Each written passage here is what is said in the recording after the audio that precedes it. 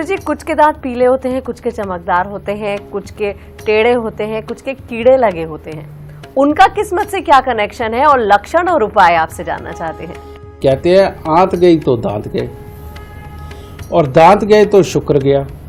शुक्र यानी कि अपने अंदर की ताकत, और शुक्र गया तो बृहस्पति गया। बृहस्पति यानी कि सांस लेने की ताकत, फेफड़ों की ताकत, और बृहस्पति गया तो चंद्रमा गया, यानी कि जीवन चला गया, शरीर का पानी भी चला गया। समझ गए? तो यानी कि शुरुआत किससे हुई? आंत से और दांत से, क्योंकि आंत और दांत एक ही चीज है।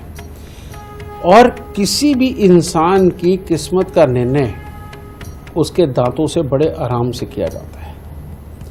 आपने देखा होगा कि बहुत सारे लोग बोलते हैं, कहते हैं अगर दांतों के बीच में, आगे वाले दांतों के बीच में थोड़ा थोड़ा सा अगर स्पेस हो तो इसकी किस्मत बहुत अच्छी है ना? जी। कई लोग ऐसे कहते हैं कि नहीं, ये साइड का दांत दूसरे दांत के ऊपर चढ़ा हुआ हो तो ये आदमी बहुत कामयाब होगा। ठीक है। और कहीं ये कहा जाता है कि नहीं, इसके आगे के दांत बिल्कुल घिसे हुए और दबे, इससे बच के रहियो, बड़ा मामला खराब है। समझे ना? ये चीज है, ये सच बात है बेटा, और इसमें कोई दुराई नहीं। आपके दांत ही आपकी बुद्धि, आपकी वर्किंग और आपकी सोच को ये प्रदर्शित करता है। जी।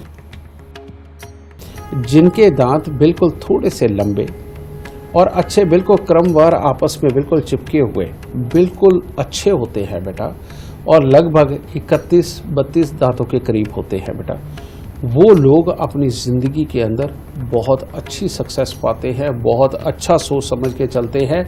और ख़ास तौर पे जो कि खेल खेल में होने वाले काम या किसी कला से संबंधित काम बेटा, इनके लिए बहुत ही उत्तम होते हैं। जैसे एक्टिंग करना, एंकरिंग करना, किसी भी तरह की अच्छी सोच को लेकर के राइटिंग करना, या किसी भी चीज़ का ट्यूटर बनना या ट्रेनर बनना, सगे ये लोग बहुत अच्छा करते हैं बेटा। और इन लोगों का धैर्य भी इतना होता है कि ये आराम से अपने माहौल को एक्सेप्ट करते हैं, समझ गए?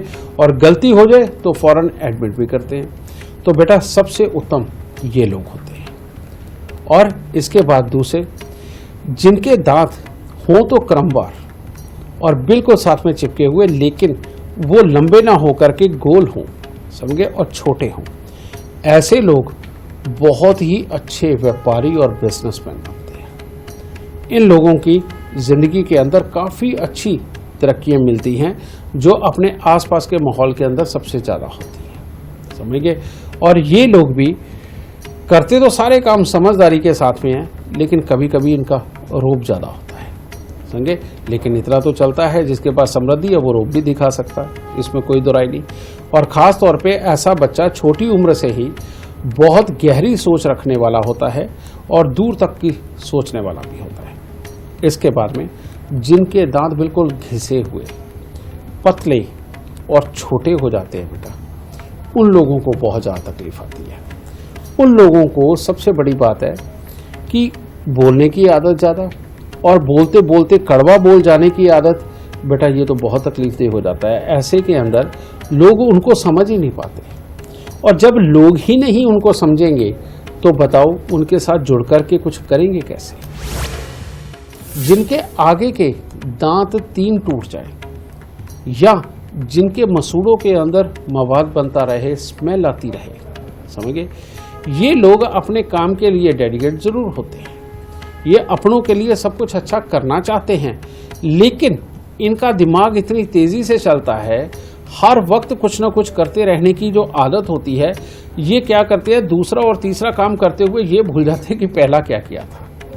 और इनके पहले, दूसरे, तीसरे काम के अंदर आपस में ही लड़ाई हो जाती है, और जिसके चलते इनका अच्छापन ही इनका दुश्मन भी बनता है, और लोग इनको गलत समझने लगते हैं, जिसके कारण बेटा इनके अंदर कर्म शक्ति अच्छी होते हुए भी इनकी जिंदगी के अंदर की जो कामयाबियां हैं, और लोग जो इनके साथ में जुड़ने चाहिए वो जुड़ते तो ज़रूर है, लेकिन बेटा इनकी तेज़ी के कारण, इनकी पूरी ज़्यादा समझदारी ना शो होने के कारण इनका पूरी तरह साथ नहीं देते, जिसके कारण तकलीफें बनती हैं, समझे?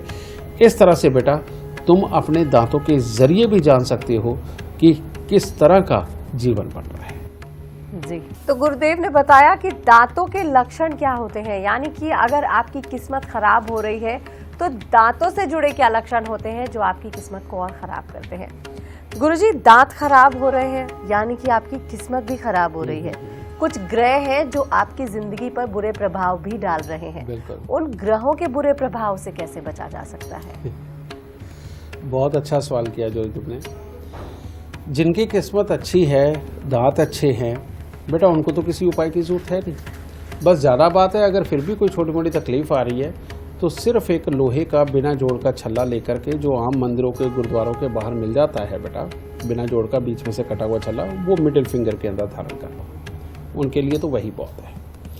लेकिन जिनके आगे के दांत टूटे हुए हैं, मुंह में से बदबू आती है, और जो अपनी समझदारी दिखाते हुए भी ज़िंदगी के अंदर बहुत अच्छे कामयाब नहीं हो रहे, उन लोगों को ख़ास तौर पे 43 दिन लगातार फिटकरी के साथ अपने दांत साफ करने चाहिए और साथ में ही मूंग साबुत का दान देना चाहिए। यानी कि 43 दिन लगातार 200 ग्राम मूंग साबुत लेकर के उसको दान दे दो। और जब भी वो परमात्मा के दर पे जाएं, उस वक्त में गेंदे के फूल की माला या गेंदे के फूल ले जा करके परमात्मा पे ज़रूर चढ़ाएं, या हर बुधवार को चढ़ाएं। इनके लिए इतने उपाय ही बहुत अच्छे होंगे।